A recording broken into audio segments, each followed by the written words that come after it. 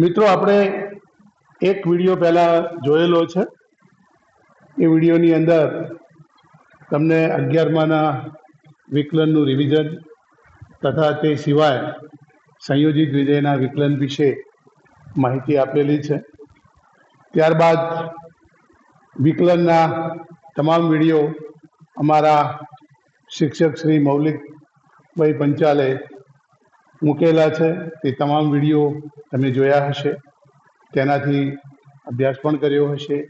તેમાં ક્યાંક ક્યાંક ત્રુટિ પણ રહી હશે. તો એ તમામ ત્રુટિ માટે આપણે આખા પ્રકરણનું રિવિઝન ફરી એકવાર કરીએ છીએ. તો એ પ્રકરણના રિવિઝનમાં સૌ પ્રથમ હું સંયોજિત વિધેયના વિકલનથી શરૂ કરું છું. તે પહેલાંનું તમામ વિકલન આપણે 11મા ધોરણમાં શીખી ગયા છીએ. તેના તમામ સૂત્રો પણ આપણી પાસે રેડી છે. એ તમામ સૂત્રોનો ઉપયોગ કરીને ભાગાકારનો નિયમ, ગુણાકારનો નિયમ તથા તમામ પ્રમાણિત રૂપો એ બધા જ આપણે જાણીએ છીએ. ત્યારબાદ હવે આપણે એના પછી જે 12મામાં વિકલન તમે શીખ્યા છો એનું રિવિઝન શરૂ કરીએ છીએ. તો સૌ પ્રથમ સંયોજિત વિધેય વિશે 11મામાં શીખી ગયા છો. એફઓજી, જીઓએફ જેને સાહેબ કહેતા હોય છે. તેનાથી હવે આપણે આગળ જઈએ તો એફઓજીનું વિકલન કેવી રીતે કરવું, તો એના માટે d/dx ઓફ એફઓજી ઓફ એક્સ એટલે કે d/dx ઓફ, આને આપણે બીજી રીતે લખીએ છીએ f of g of x. વિકલન પ્રમાણે અહીંયા વિધેય એફ માટે જી ઓફ એક્સ વિધેય, જે વિધેય એફ માટે એક ચલ તરીકે છે, માટે વિકલનની અંદર આનો આપણે એક ચલ તરીકે ઉપયોગ કરીશું.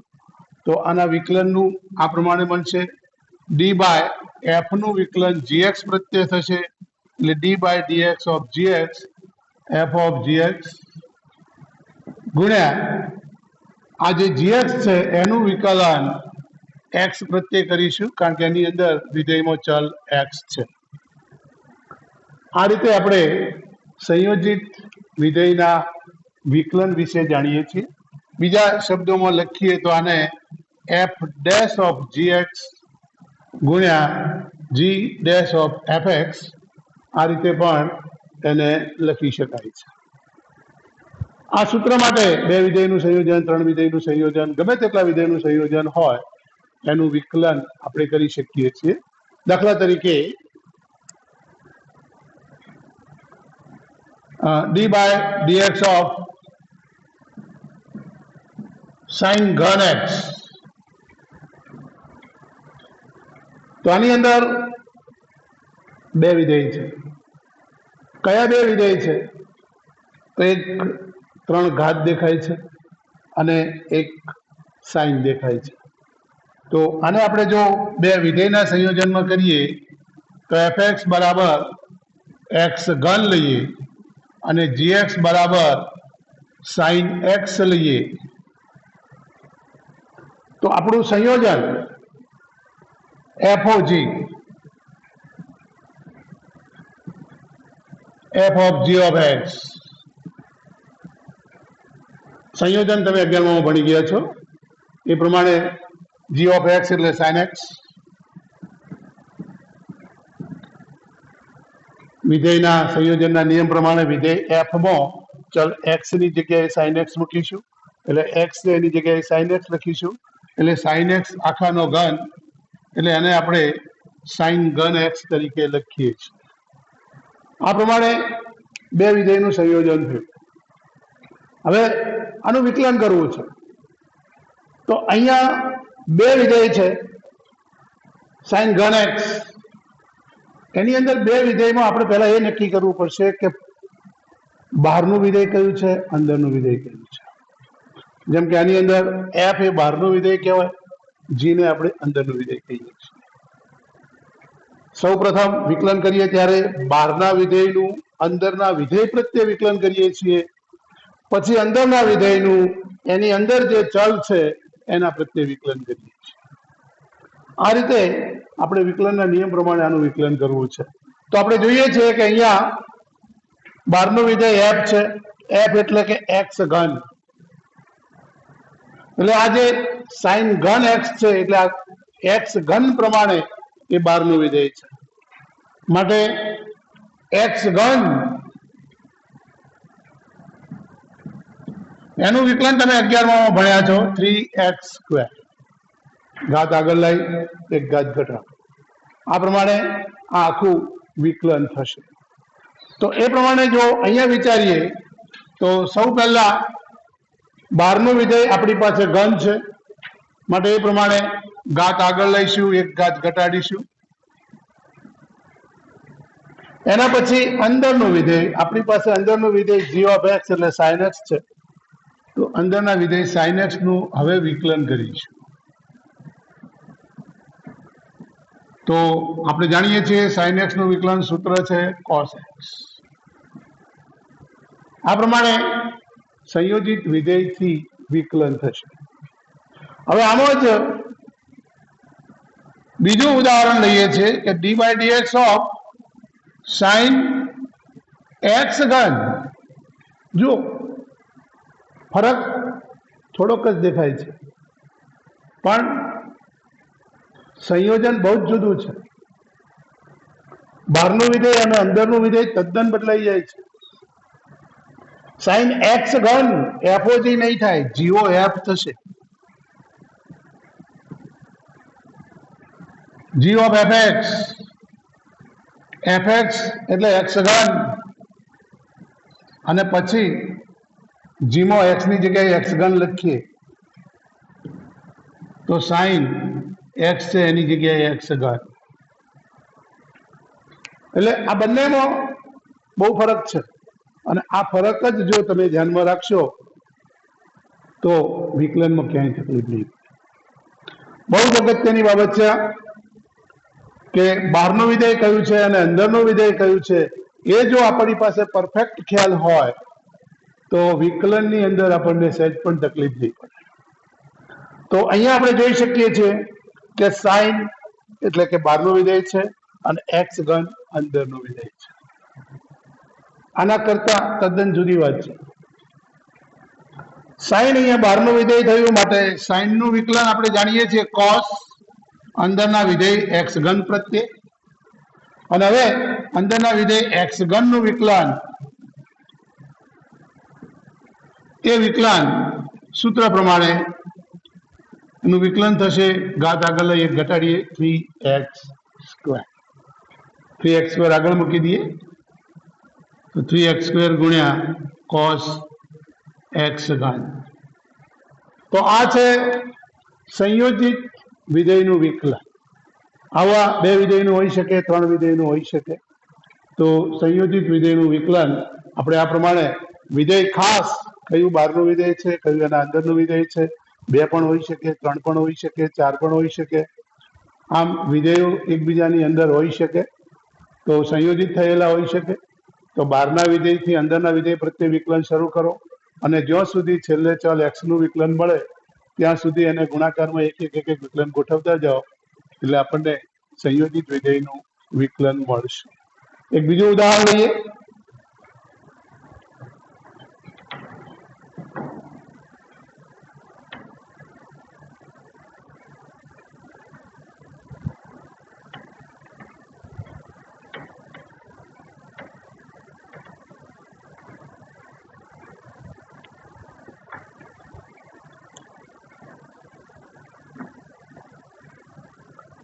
d/dx of cube root 10 sin x⁴. ધારો કે આવું આ એક વિધેય છે જેનું આપણે વિકલન કરવું છે. તો આની અંદર ઘનમૂળ છે. આપણે જાણીએ છીએ કે ઘનમૂળ એટલે 1/3 ઘાત છે.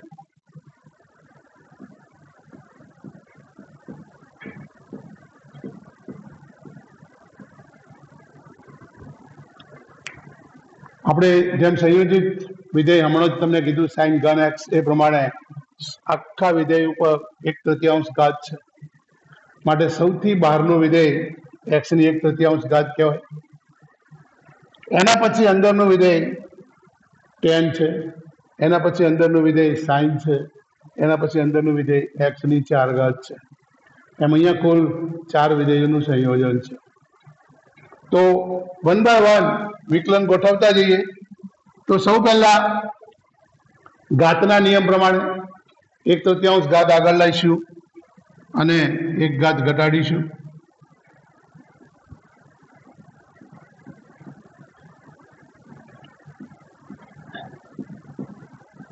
ત્યારબાદ અંદરનું વિધેય મળ્યું tan sin x ની 4 ઘાત.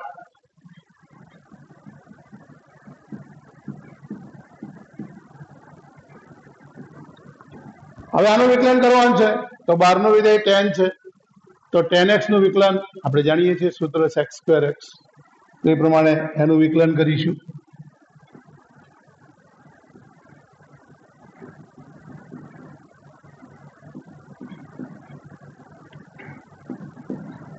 આનું સાદું રૂપ આપીશું તો -2/3 મળશે. tan નું વિકલન sec² sin x⁴. હવે મિત્રો આગળ આપણે આ એકવાર ભણાઈ ચૂક્યા છીએ તમને, એટલે તમને ખ્યાલ જ છે કે હવે tan પછી કયું વિકલન આવશે, તો કે અંદરનું વિધેય હવે સાઇન મળે છે, તો એ સાઇનનું વિકલન આપણે જાણીએ છીએ. સાઇનનું વિકલન થશે cos અંદરના વિધેય x ની 4 ઘાત પ્રત્યે, અંદરના વિધેય x ની 4 ઘાતનું વિકલન થશે, ઘાત આગળ લાવો, 1 ઘાત ઘટાડો, 4x ઘન. આ એક સંયોજિત વિધેયના વિકલનની પદ્ધતિ છે. આ રીતે સંયોજિત વિધેયથી વિકલન આપણે શીખી ગયા છીએ, એનું પુનરાવર્તન છે. તમને બધાને સંયોજિત વિધેયના વિકલનમાં ખ્યાલ આવી ગયો હશે. હજી પણ જો કોઈને ક્યાંય પણ તકલીફ હોય, જો અહીંયા મારો મોબાઈલ નંબર લખેલો છે, એના ઉપર તમે મને પ્રશ્ન પૂછી શકો છો, એનો તમને સચોટ જવાબ મળશે. બીજી રીત શરૂ કરીએ.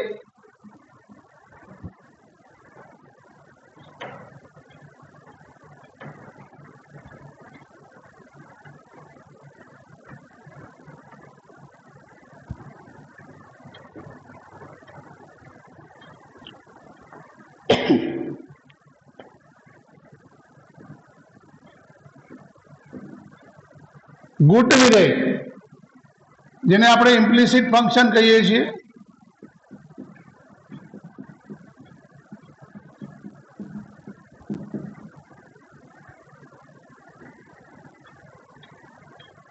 ગુટ વિધેય. ગુટ વિધેયનો મતલબ એવો છે કે કોઈ પણ વિધેયને સ્પષ્ટ y બરાબર fx અથવા x બરાબર g of y એવા સ્પષ્ટ સ્વરૂપમાં ન દર્શાવી શકાય.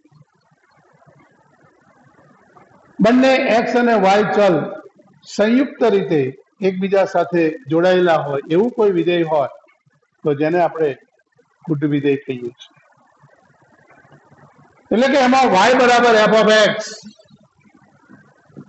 અથવા x બરાબર g of y આવો આમ સ્પષ્ટ સંબંધ ના હોય, તેમ છતાં એ બંને વચ્ચે કોઈ સંબંધ હોય. દાખલા તરીકે x ઘન પ્લસ 3x²y બરાબર y ઘન, અથવા -y ઘન બરાબર 0. આ સમીકરણ મળ્યું. અને ધારો કે આ એક ચલ x અને y પ્રત્યેનું વિધેય છે, તો આટલું છે. બે ચલ પ્રત્યે છે, માટે બંને ચલ અહીંયા લખીશું, અને આ પ્રમાણે આ એક વિધેય છે. તો આ વિધેય જુઓ, આની અંદર તમે અહીંયા કોઈ પણ એક નામ આપી દો, દાખલા તરીકે z બરાબર આ છે, તો આમાંથી તમે x કે y અલગ કરીને, અથવા તો આને સમીકરણ તરીકે લખો, ધારો કે બરાબર 0, તો આમાંથી એકલા x કે એકલા y સ્વરૂપમાં કરતા કરીને ગોઠવી શકાતું નથી. આવા જે વિધેય છે એવા વિધેયોને આપણે ગુટ વિધેય કહીએ છીએ. તો આ ગુટ વિધેયનું વિકલન કેવી રીતે કરવું એના વિશે વિચારીએ.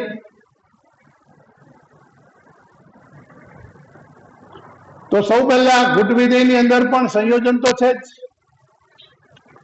દાખલા તરીકે તમને એમ પૂછે કે d by dx of y ઘન એક્સ પ્રત્યે વાય ઘન નું વિકલન, તો અહીંયા બે વિધેયનું સંયોજન છે ચલ એક્સ પ્રમાણે, એક વિધેય વાય છે અને એક વિધેય ઘાત છે. એટલે આનું વિકલન કરવાનું થાય ત્યારે સંયોજન પ્રમાણે પહેલા ઘાતનું વિકલન થશે 3y², અને પછી અંદરનું વિધેય વાય છે એનું વિકલન થશે, વાય નું વિકલન એક્સ પ્રત્યે, એટલે d by dx of y, જેને આપણે ડીવાય બાય ડીએક્સ લખીએ છીએ. આ રીતે ગુટ વિધેયમાં આ એક મહત્વની બાબત છે વાય માટે. એટલે અહીંયા જો વાય હશે ત્યાં બે વિધેયનું સંયોજન હોય છે. દાખલા તરીકે આવું ગમે તે હોઈ શકે કે d by dx of sine y²,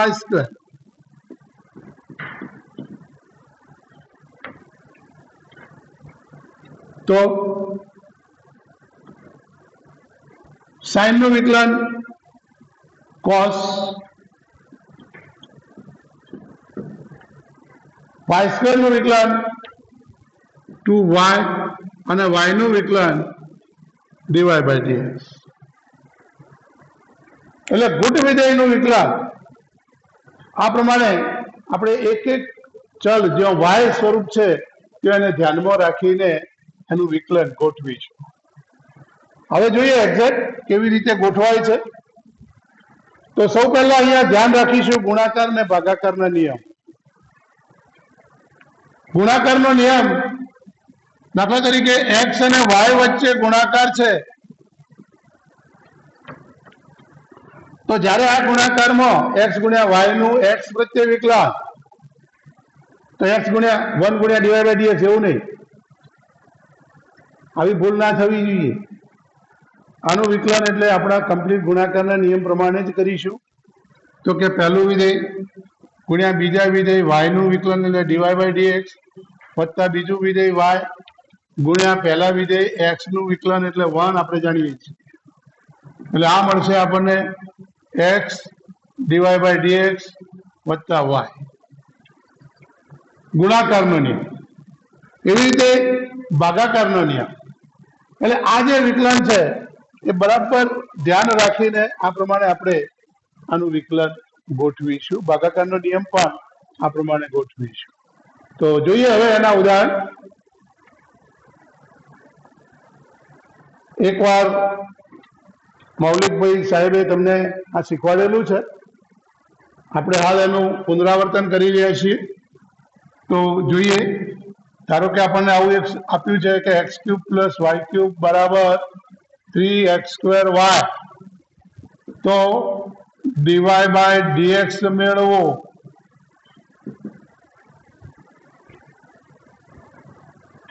આવો પ્રશ્ન છે.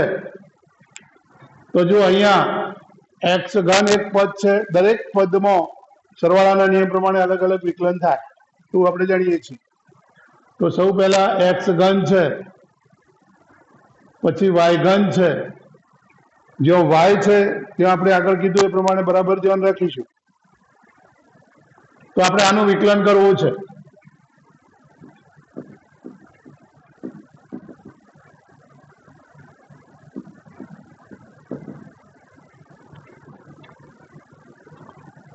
એક્સ પ્રત્યે વિકલન કરવું છે. તો સૌ પહેલા તો એક વિધાન લખીશું કે બંને બાજુ એક્સ પ્રત્યે વિકલન કરતા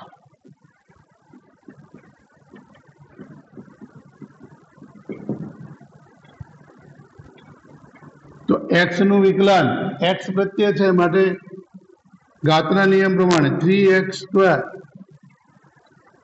વાય ઘન નું વિકલન એક્સ પ્રત્યે છે માટે હમણાં જ મેં આગળ તમને કીધું એમ પ્રમાણે પહેલા ઘાત પછી અંદરના વિધેય વાય નું વિકલન dy બાય dx બરાબર 3x²y.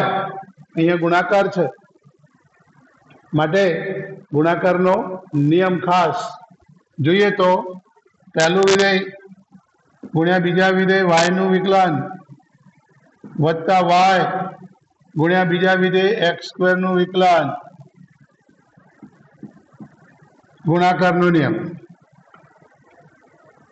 ગોઠવતા ગોઠવતા જ્યાં સાદુરૂપ મળશે એ સાદુરૂપ અંદરથી દૂર કરતા જઈશું. જેમ કે આમાંથી દરેકમાં 3 છે તો 3 કેન્સલ થશે, તો અહીંયા મળશે x² plus y² DY by dx બરાબર x² ડીવાય બાય ડીએક્સ વત્તા y. x² નું વિકલન જાણીએ છીએ 2x. વિકલનની ક્રિયા પૂરી થઈ. હવે આમાં ડીવાય બાય ડીએક્સ આપણે જોઈએ છે, જેને આપણે y નું x વચ્ચે વિકલન કરીએ તો ડીવાય બાય ડીએક્સ અહીં પણ છે, અહીં પણ છે, તો ડીવાય બાય ડીએક્સ બરાબર શું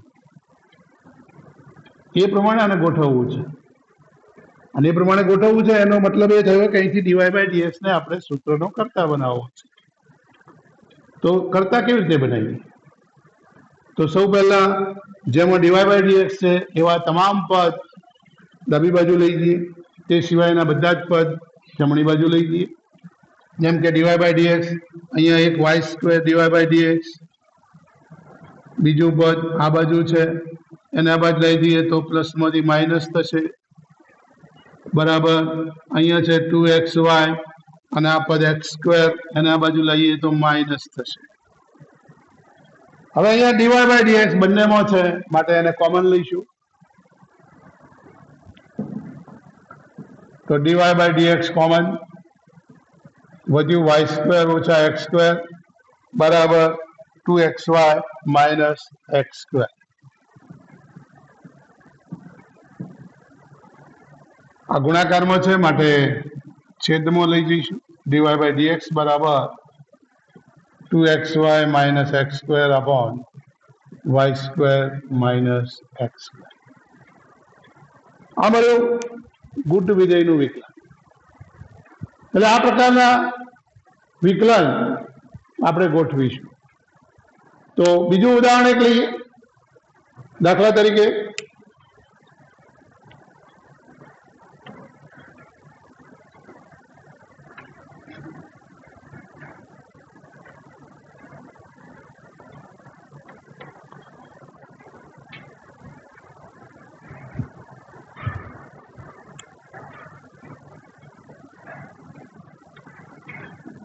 x ની m ઘાત પ્લસ y ની n ઘાત બરાબર x પ્લસ y ની m પ્લસ n ઘાત. તો ડીવાય બાય ડીએક્સ મેળવવું. ધારો કે આ પ્રકારનું છે, વિકલન ગોઠવવું છે, ડીવાય બાય ડીએક્સ શોધવું છે. તો સૌ પહેલા દરેક ચલ પ્રમાણે અહીંયા વિકલન ગોઠવીએ. તો રકમ છે x ની m ઘાત વત્તા y ની n ઘાત બરાબર x વત્તા y ની m વત્તા n ઘાત. તો બંને બાજુ x પ્રત્યે વિકલન.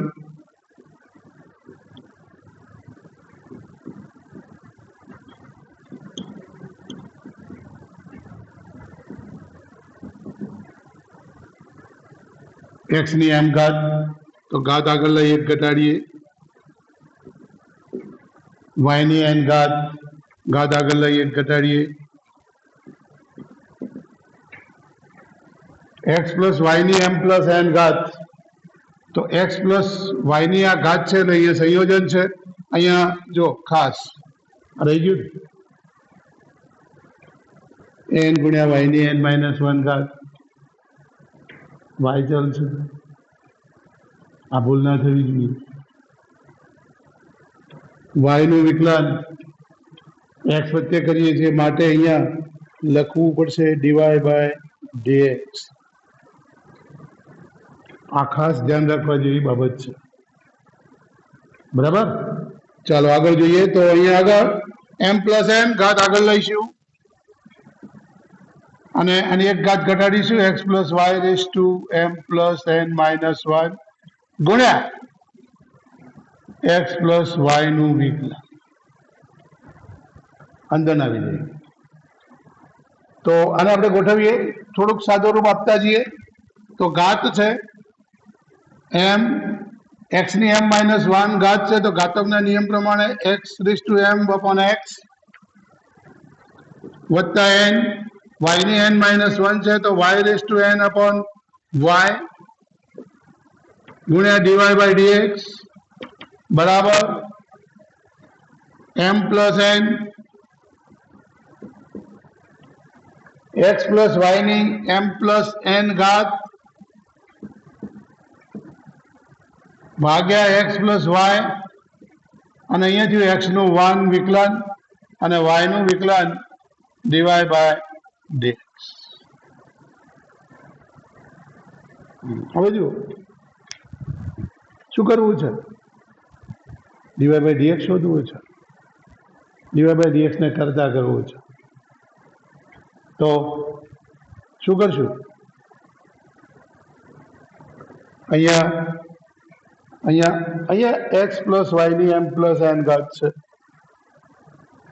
x + y x y પહેલા dy/dx એક બાજુ લઈ જઈએ અને અંદર ગુણી કાઢીએ.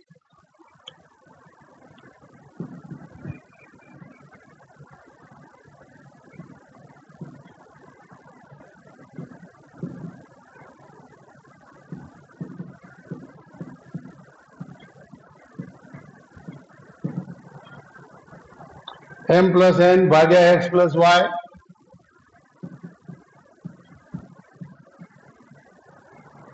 x + y ની m + n ઘાત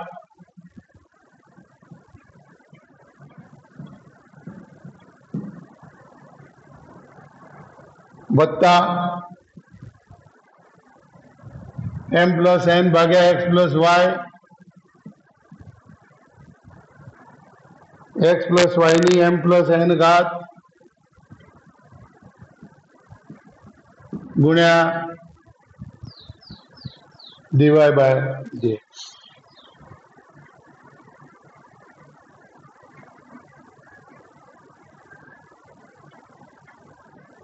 dy/dx ને કરતા કરવું છે તો dy/dx વાળા બધા જ પદ ડાબી બાજુ ગોઠવીએ.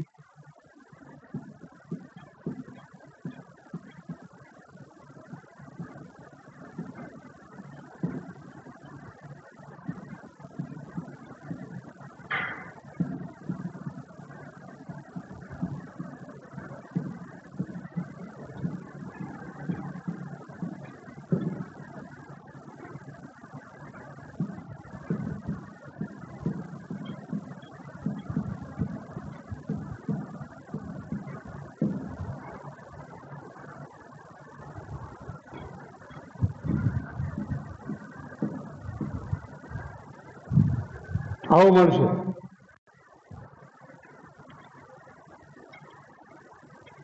dy/dx કોમન લઈએ,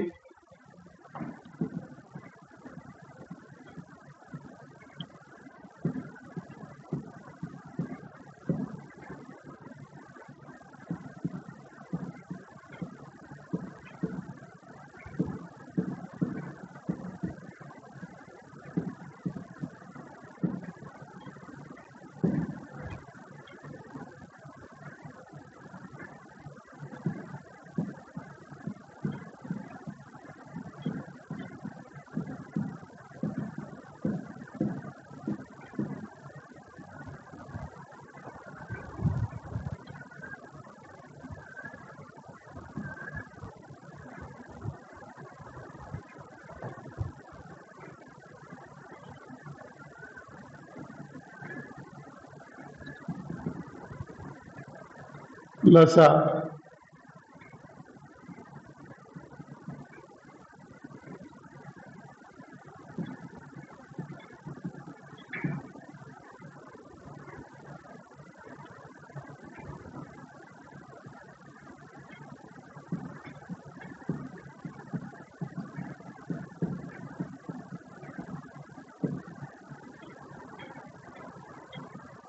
x + y છે એટલે y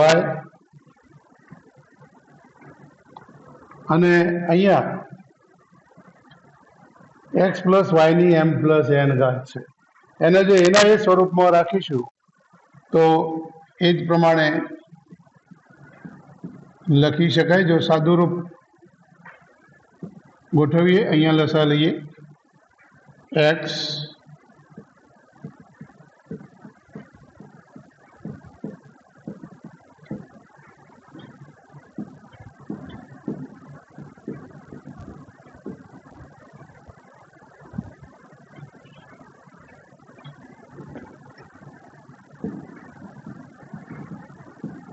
બંને side x plus y cancel,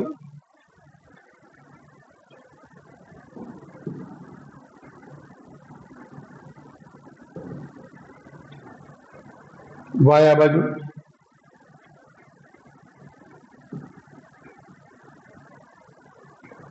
yx m plus n x plus y raised to m plus n minus m y x raised to m x plus y ભાગ્યા x આને ગુણીશું ત્યાં તો n x ગુણ્યા y raised to n x plus y minus x y m plus n x plus y raised to m plus n. આ એક જવાબ છે.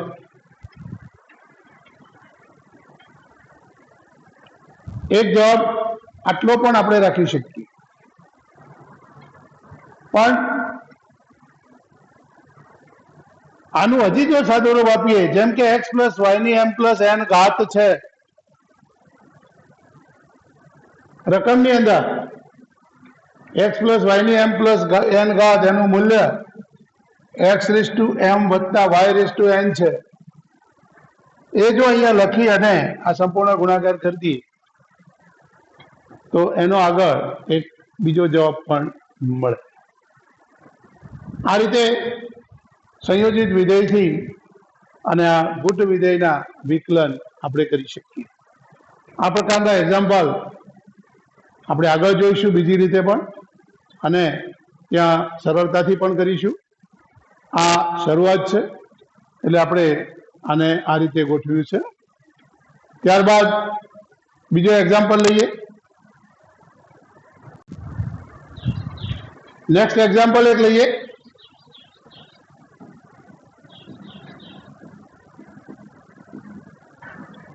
સાइन x plus y बराबर x प्लस वाय तो dy बाय dx મેળવો.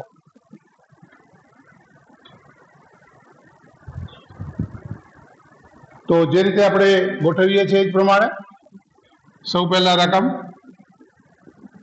sin x plus Y બરાબર x plus y,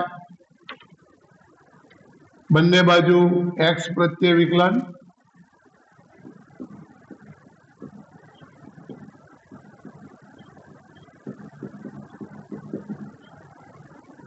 તો સૌ પહેલા અહીંયા બહારનું વિધેય છે સાइन, માટે સાઇનનું વિકલન આપણે જાણીએ છીએ cos, અંદરનું વિધેય x પ્લસ વાય, અંદરના વિધેય x પ્લસ વાય નું વિકલન, આ બાજુ છે x નું વિકલન 1 પ્લસ y નું વિકલન dy બાય dx.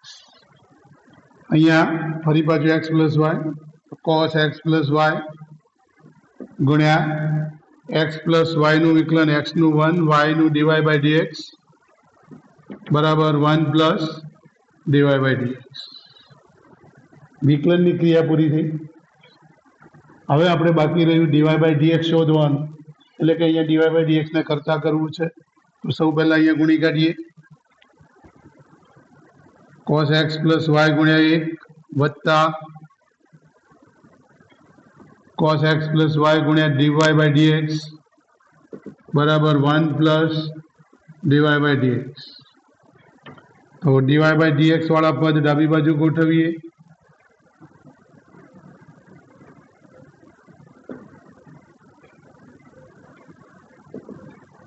તો જમણી બાજુ મળ્યું 1 માઇનસ ડાબી બાજુથી આવ્યું cos x plus y, dy by dx common લઈએ.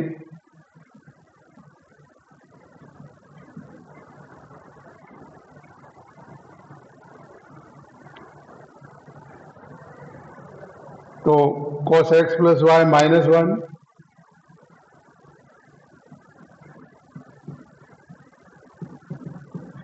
dy બરાબર 1 minus cos x plus Y.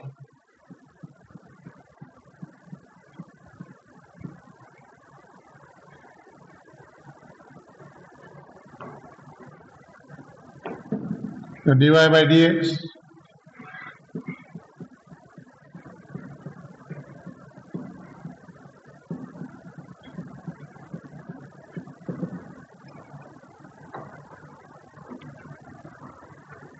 સાદું રૂપ મળ્યું બંને માઇનસ વાય. તો આમ સંયોજિત વિધેય પ્રમાણે આપણે વિકલન ગોઠવી શકીએ. તો સંયોજિત વિધેય, એના પછી આ ગુટ વિધેય. પહેલા સંયોજિત વિધેય જોયું, હવે ગુટ વિધેય જોયું. ત્યારબાદ પ્રચલ વિધેય. પ્રચલ વિધેયની વાત નેક્સ્ટ વિડીયોમાં કરીશું. પૂરું.